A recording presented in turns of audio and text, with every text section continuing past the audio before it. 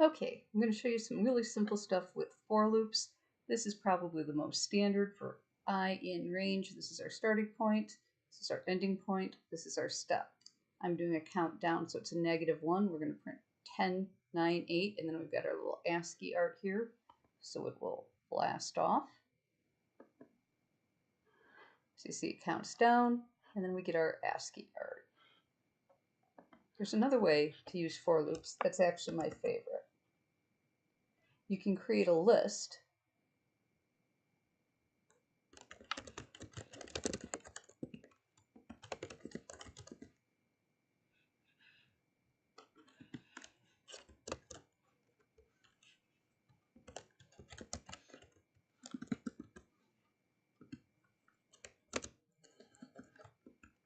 Oops.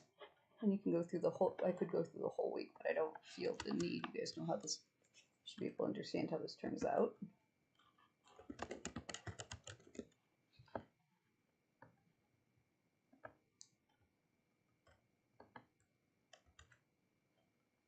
So we can put a list of things, and day becomes our variable, which represents the different things in the list.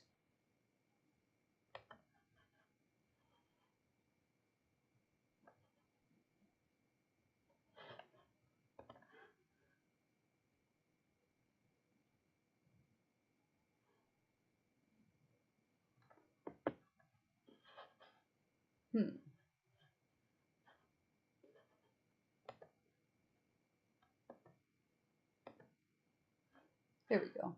Sometimes you just gotta start it fresh or you get weird errors. So we have it do our blast off, and then we have it printing our days in the week, printing for a list. And those are the two really standard formats for using for, in a range or with a list.